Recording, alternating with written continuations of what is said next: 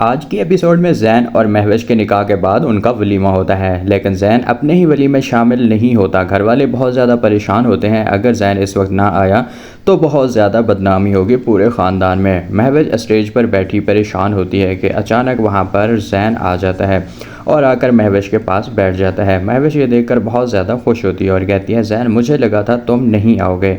इस पर ज़ैन कहता है कि महविश, मैंने सब लोगों के सामने तुमसे निकाह किया है। अगर अब मैं तुम्हें छोड़ देता तो मुझसे बड़ा बेशरम कोई ना होता।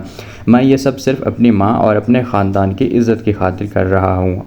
और मुझे यहाँ पे पर्सनली ये लगता है कि ज़ैन बहुत ही बड़ा कोई बेवकूफ़ है।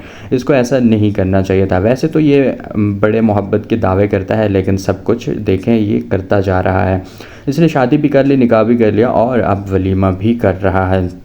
तो बहरहाल आप इसके बारे में क्या सोचते हैं, आपने ज़रूर बताना है। उसके बाद हम देखेंगे कि ज़ैन महविश को सिर्फ दुनिया को दिखाने के लिए ही अपनाया हुआ है। जब महविश ज़ैन का ये रवैया देखेगी तो उसे उसकी आंखों से आंसू आ जाएंगे, क्योंकि वो समझ जाती है कि ज़ैन अपनी खुशी से नहीं बल्कि सिर्फ अपने ख़ानदान की इज़्ज़त बचाने के लिए ये सब कर रहा है। दूसरी तरफ ज़ैन मुसलसल महानूर को भी ढूंढने की हर मुमकिन कोशिश कर रहा होगा। जैसे ही महविश अपने घर वालों के सामने ऐसा ये ज़ाहिर करेगा तो वो उसे अच्छा नहीं लगेगा। वो ये जान जाएगी कि उसने महानूर को नहीं बुलाया और अंदर अंदर से वो महानूर को तलाश भी कर रहा है। और उसने पुलिस वालों को भी अलर्ट जारी किया हुआ है ताकि महानूर का जल्द से जल्द सुराग लगाया जा सके। दूसरी तरफ महानूर की ममानी इसके पास आती है और उसे ऐसा ज़बरदस्त झटका देने की कोशिश करती है जिसका वो कभी तसव्वुर भी नहीं कर सकती थी। महानूर अपनी ममानी से कहती है, ममानी आपने मेरे साथ अच्छा नहीं किया। ज़ैन मुझसे मोहब्बत करता है और वो मुझे लेने ज़रूर आएगा। हो सकता है आप लोगों ने उसकी कोई गलतफ़हमी पैदा कर दी हो। इस पर मोमानी कहेगी, अगर तुम्हें मेरी बात पर यकीन नहीं तो इंतज़ार कर लो। ज़ैन कभी भी नहीं आएगा, वो तुम्हारा नहीं है। सब लोगों के सामने ज़ैन ने महविश से निकाह किया है। उसने तुम्हें भुलाकर ही महविश को अपनाया है।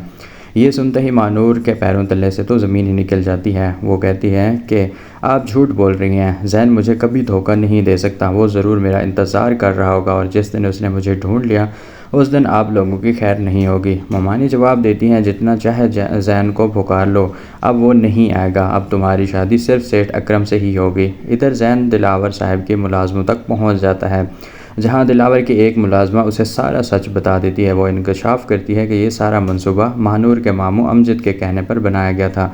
ये सुनते ही ज़ैन फ़ौरन पुलिस को भी कहता है और कहता है कि अमजद और इसकी बीवी किसी भी सूरत शहर से बाहर नहीं जाने चाहिए।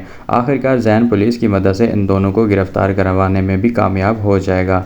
अब देखना यह है कि जब ज़ैन के सामने महविश और बाकी लोगों की हकीकत आ जाएगी तो क्या वो फ़ौरन महविश को तलाक दे देगा या फिर अभी भी उसे अपने निगाह में रखेगा। असूलन मुझे तो यही लगता है कि ये रिश्ता ख़त्म हो जाएगा और महविश को डाइवोर्स हो जाएगी। आप इसके बारे में क्या सोचते हैं, आपने कमेंट सेक्शन में ज़रूर बताना है।